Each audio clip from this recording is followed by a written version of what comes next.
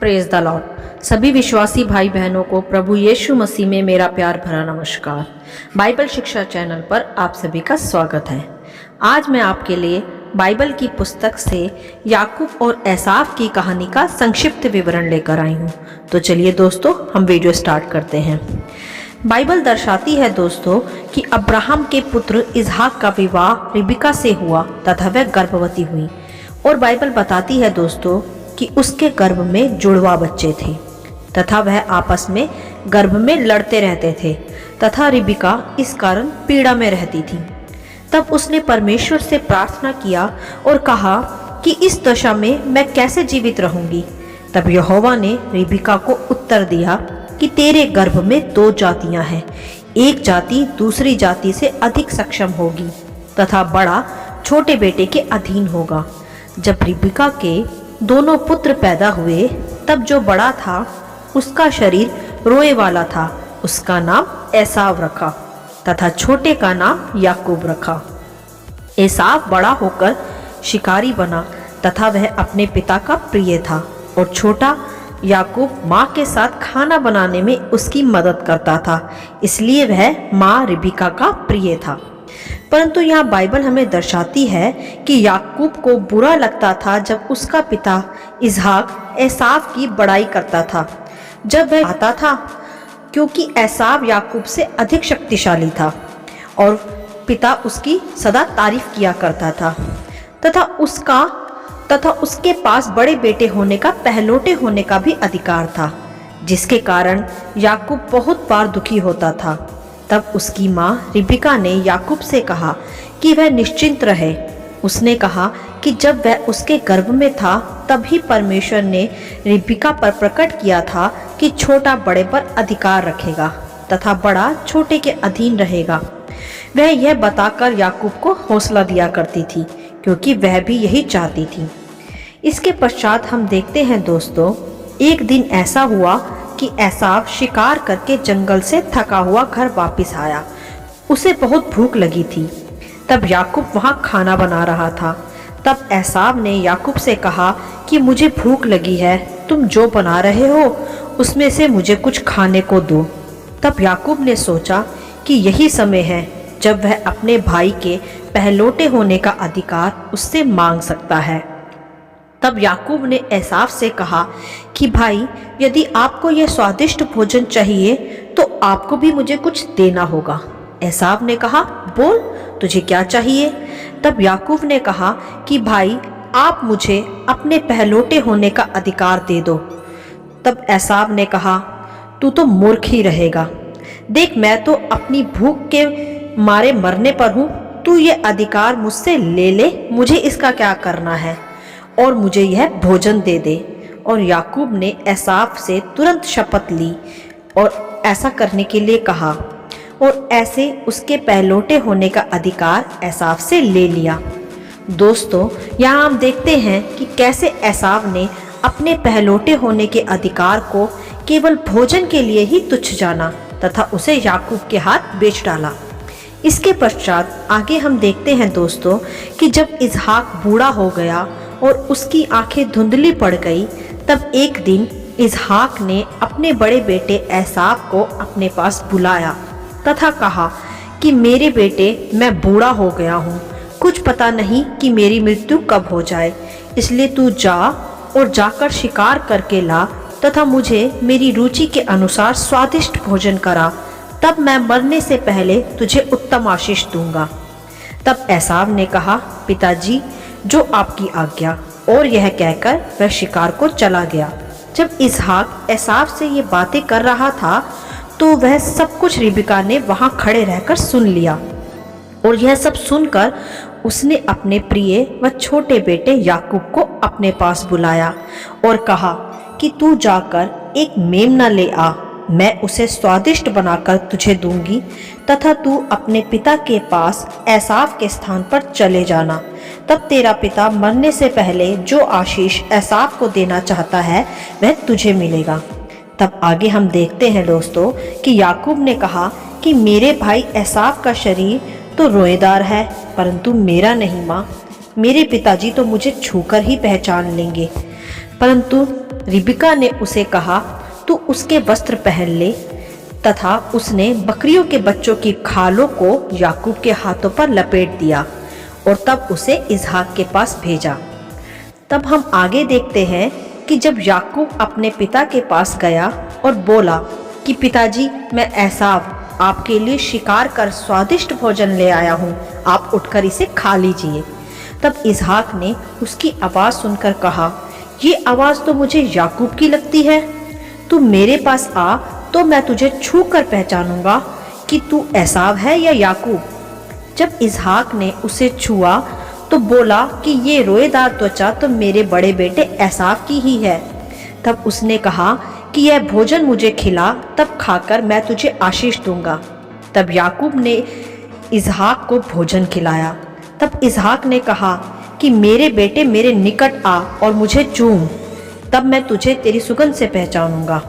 तब उसने उसके वस्त्रों की सुगंध ली तथा फिर उसे एसाव समझकर उसे आशीर्वाद दिया और कहा कि यहोवा तुझे आशीष दे और राज्य राज्य के लोग तेरे अधीन हो और तेरी माता के सभी पुत्र तुझे दंडवत करें। तू सबका स्वामी हो और तू आशीषित हो। यह आशीष इसहाक ने उसे दे दिया। तब याकूब तुरंत वहां से वह आशीर्वाद लेकर चला गया। तभी उसके चले जाने के पश्चात एसाव वहां अपने पिता के लिए भोजन ले आया तथा अपने पिता से बोला कि पिताजी, उठकर भोजन कर लीजिए, मैं आपके लिए स्वादिष्ट भोजन ले आया हूँ। तब इसहाक ने कहा कि अभी तो तुम मेरे पास आए थे तथा मैंने अभी तो तुमसे लेके भोजन किया है।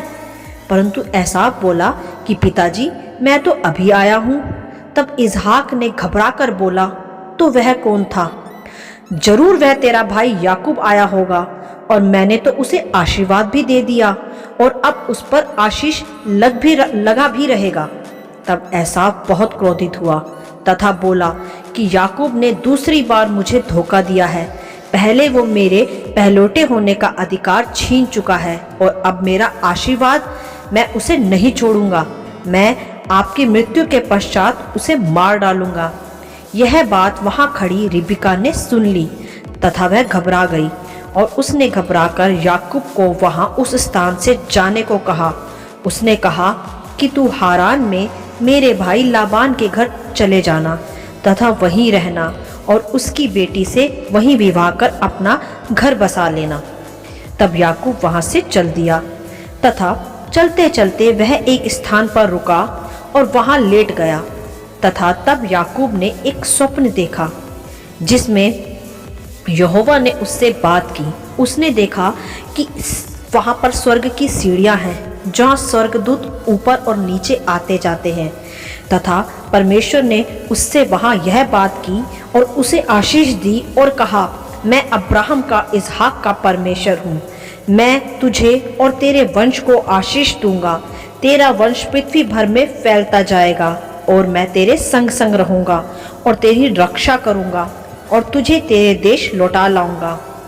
तब याकूब उठा और कहने लगा, यहाँ परमेश्वर ने मुझसे बात की है, यह स्थान परमेश्वर का स्थान कहलाएगा। और उसने कहा कि अब मुझे कुछ भय नहीं, परमेश्वर मेरे संग संग है तथा वह मुझे अपने देश वापस भी ले आएगा। ऐसा कह के वह आगे चला तथा वह लाबान के घर के निकट पहुंचा। वहां एक कुआं था जहां लाबान की छोटी बेटी राहेल पानी भर रही थी।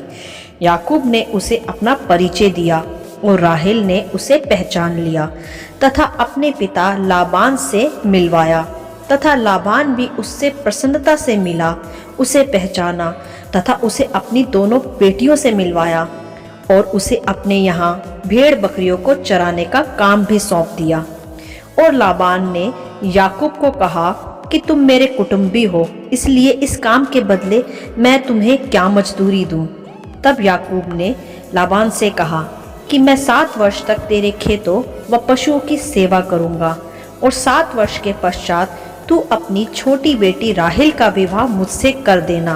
क्योंकि दोस्तों, लाबान की एक बड़ी बेटी भी थी जिसका नाम लिया था, परंतु वह धुंधला देखती थी और जो दूसरी छोटी बेटी राहेल थी वही रूपवती थी और वही याकूब को पसंद भी आई थी।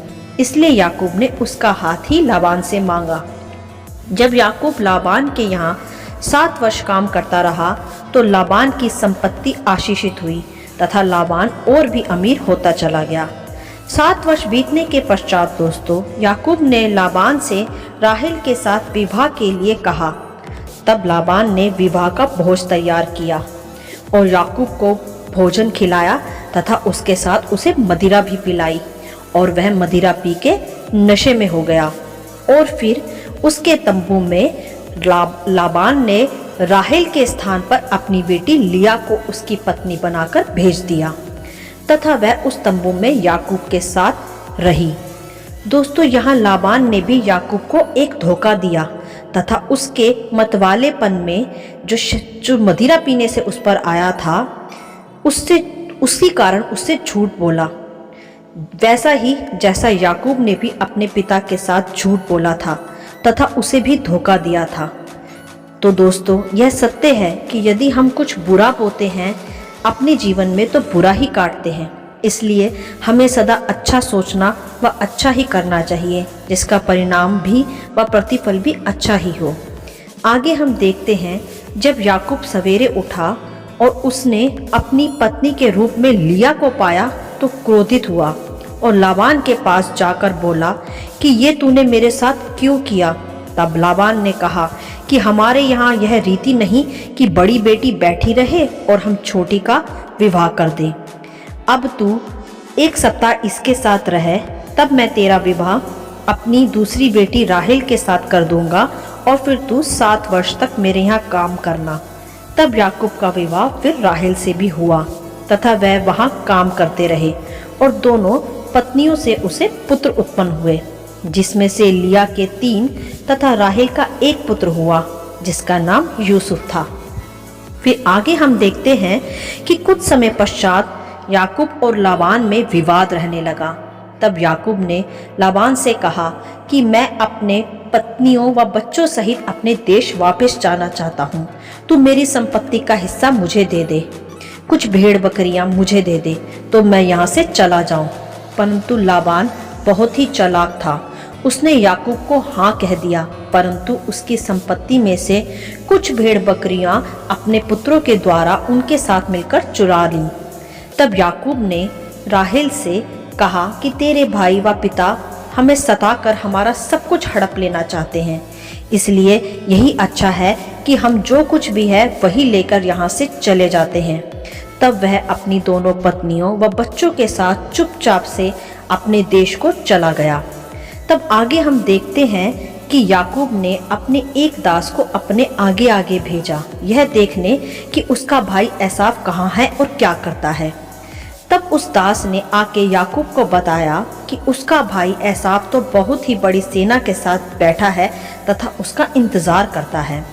तब याकूब घबरा गया तथा फिर उसने उसी स्थान पर अपने परमेश्वर की वेदी बनाई तथा लाबान से भी और एसाव से भी सुरक्षा की प्रार्थना की, क्योंकि दोस्तों लाबान भी अपने पुत्रों सहित याकूब को ढूंढने व मारने निकल पड़ा था, क्योंकि उसके चुपचाप चले जाने से लाबान को भी बहुत क्रोध आया था। तब आगे हम देखते हैं कि प्रार्थना के पश्चात लाबान को यहोवा ने दर्शन में कहा कि तू यदि याकूब से मिला भी तो उसे कुछ हानि नहीं पहुंचाना, ना ही उसे छूना। तब लाबान का मन परिवर्तित हुआ और उसने अपने परमेश्वर को दंडवत कर कहा कि परमेश्वर ऐसा ही होगा, तथा फिर वह जब मार्ग में याकूब से मिला तो उसे कुछ भी हानि ना पहुंचाई और वहां से वापस चला गया। यह था प्रार्थना की शक्ति का परिणाम दोस्तों, जो सदा हमें भी संकट की घड़ी में करनी चाहिए। और दूसरी ओर हम देखते हैं कि इस बीच याकूब का मल्ल युद्ध मार्ग में ही एक मनुष्य के साथ हुआ, जिसका स्वरूप परमेश्वर के दूत के समान था। वह उसे पहचान ना पाया, परंतु युद्ध करता रहा। तब याकूब ने उससे जब तक युद्ध किया जब तक उसकी पहचान उस पर प्रकट न हो गई और उसे आशीर्वाद नहीं मिला। याकूब ने कहा कि पहले मुझे बता कि तू कौन है, और मैं तुम्हें जब तक ना जाने दूंगा जब तक तू मुझे आशीर्वाद ना दे देगा। तब उस दूत ने कहा, यह जानने की तुझे आवश्यकता नहीं, उस दूत ने कहा, तेरा नाम अब से याकूब नहीं वरन इज़राइल होगा, क्योंकि तूने परमेश्वर व मनुष्य दोनों से युद्ध जीता है। और यह कहकर वह वहां से चला गया।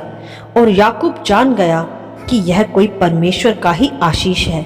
और फिर याकूब हियाव से उठ खड़ा हुआ तथा फिर कभी भयभीत न रहा, ना ही उसके भीतर अपने बड़े भाई एसाव के लिए फिर कोई डर रहा। आगे हम देखते हैं दोस्तों कि याकूब ने आंखें उठाकर देखा कि उसका भाई एसाव अपने 400 पुरुषों की सेना लिए उसकी तरफ आ रहा है। परंतु जब एसाव उससे मिला तो प्रसन्न हुआ और याकूब ने अपने परिवार से अपने भाई को मिलवाया और अपनी संपत्ति भी उस समय जो उसके साथ भेड़ बकरियां थी दिखाई। तब उसकी पत्नी और उसके बच्चों ने उसे दंडवत भी किया। वे दोनों भाई प्रेम पूर्वक मिले और तब याकूब ने कहा कि भाई, ये सारी संपत्ति मैं तुम्हारे लिए भेंट के रूप में लेकर आया हूँ, तो आप इसे ग्रहण करें। एसाव ने इनकार किया और कहा कि नहीं भाई, मेरे पास परमेश्वर का दिया हुआ सब कुछ है, मुझे यह सब कुछ नहीं चाहिए। तुम मुझे मिल गए सही सलामत, यही मेरे लिए काफ़ी है। परंतु याकूब ने उस पर उस भेंट के लेने के लिए जोर दिया। तब उसके भाई ने वह भेंट स्वीकार भी की। इस प्रकार दोनों भाई वापस फिर से मिले तथा फिर आगे बढ़े। तो दोस्तों, यह था प्रार्थना की शक्ति का प्रतिफल जो याकूब ने अपने परमेश्वर से कठिन परिस्थितियों में की थी। जिस एसाव के भय से याकूब ने अपना देश छोड़ा था, उसी के पास परमेश्वर ने उसे फिर से भेजा तथा अपने देश उसे वापस लौटा लाया और तथा मेल मिलाप भी कराया। तो दोस्तों, हमें भी हर कड़वाहट को दूर करने के लिए तथा अपने भाई बंधुओं से प्रेम पूर्वक मेल मिलाप करने के लिए सदा अपने परमेश्वर से प्रार्थना करनी चाहिए। तो जिन रिश्तों में कड़वाहट होती है और जिन्हें हम खो चुके हैं, वह भी प्रार्थना के द्वारा फिर से प्रेम में बदल जाते हैं, क्योंकि हमारा परमेश्वर मनों को, हृदयों को जांच कर प्रेम की ओर बदलने वाला परमेश्वर है। परमेश्वर नहीं चाहता कि हम अपने भीतर किसी के लिए भी कड़वाहट या बदले की कोई भावना रखें। और यदि हम भी परमेश्वर से इसी रीति से प्रार्थना करते रहेंगे तो वह हमारी भी प्रार्थनाओं को सुनेगा तथा उसका उत्तर भी देगा तथा हमारी कठिन परिस्थितियों को भी वह सही दिशा दिखाएगा। तो दोस्तों, आशा करती हूँ यह संक्षिप्त विवरण आप सभी को समझ में आया होगा और अच्छा भी लगा होगा। प्रभु आपको इस कहानी से आशीषित करे तथा अपनी आत्मा की भरपूरी से भरे। आप इसे दूसरों के साथ भी बांट सकते हैं, क्योंकि हमारे परमेश्वर की यही इच्छा है। God bless you all.